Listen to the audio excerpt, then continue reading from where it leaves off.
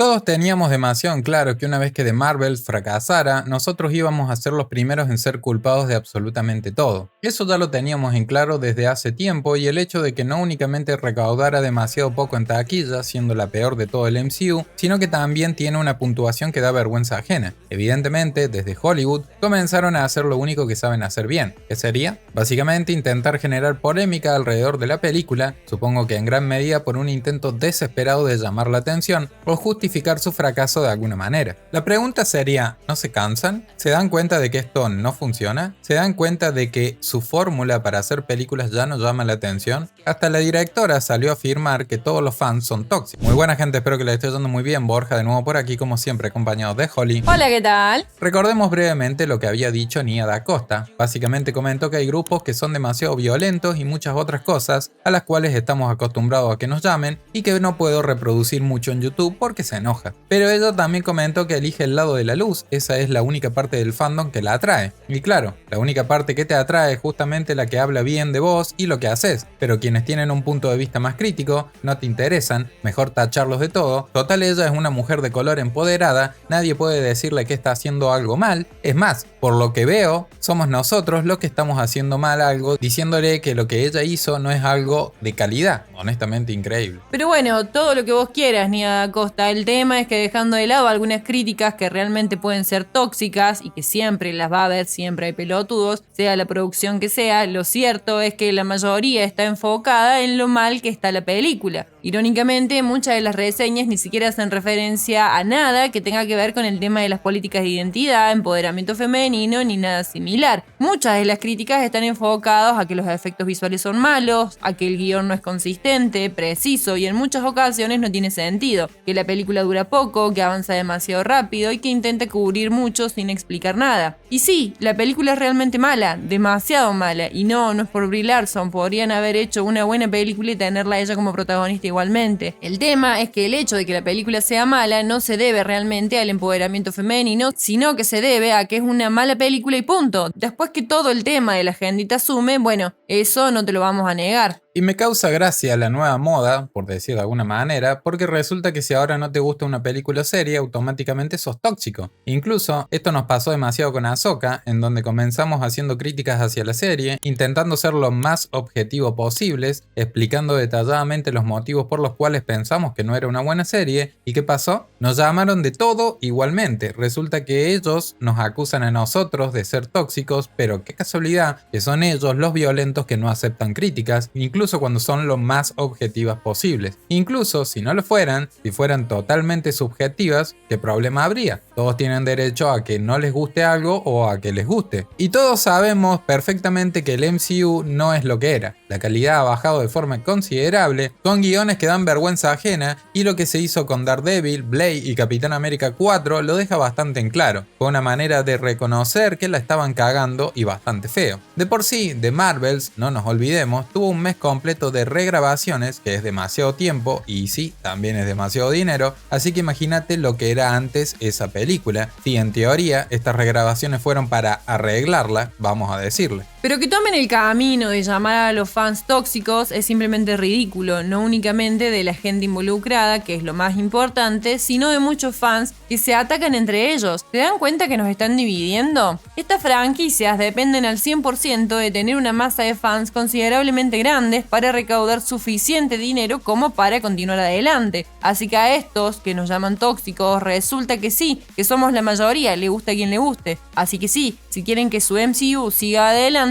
nos necesitan de nuestro dinero, ya sea a la corta o a la larga, pero esa es la única realidad. Y si siguen proporcionando esta clase de productos, bueno, nuestro dinero no lo van a conseguir. Los fans no son el problema, estuvieron ahí durante un poco más de una década, así que no me vengas a decir que el problema son los fans, el problema son los estudios. Generalmente, cuando a la gran mayoría no le gusta una película, significa que simplemente es mala y punto, no hay muchas vueltas que darle, aunque después podemos hablar en profundidad sobre qué salió mal y todo lo que vos quieras. Y tenemos que reconocer otra cosa. Muchos periodistas hacen ciertas preguntas sabiendo en la situación que ponen a los diferentes creativos, aunque el tema está en que dichos creativos deberían estar preparados para las preguntas de diferentes medios. Por ejemplo, nuestro siempre amado Henry Cavill sabe cómo hacer las cosas, que dijo, por ejemplo, en una entrevista muy relacionada con este tema y cuando le preguntaron algo muy similar, dijo lo siguiente: esta cultura del fandom tóxico, donde si haces una película, especialmente si haces una película de superhéroes, tienes grandes intenciones, pero siempre va a haber un pequeño pero vocal grupo de personas que pueden ser tóxicas. Entiendo lo que estás diciendo, pero cuando se trata de los fanáticos tienen derecho a tener la opinión que quieran y la gente se va a enojar porque, especialmente cuando estás hablando de libros o juegos, nunca vas a ser la persona exacta que tenían en mente o a la que jugaron en Witcher 3, por ejemplo. No considero necesariamente eso tóxico, simplemente lo considero apasionado. ¿Qué quieren que les diga? Amo a Henry Cavill, es todo lo que está bien cuando hablamos de cine y películas porque necesitamos un ejército de Cavill, señores. Pero bueno, volviendo al tema, tiene razón, los fans no son el problema porque lo único que hacemos es simplemente reaccionar a algo. Ahora, la enorme pregunta sería, ok,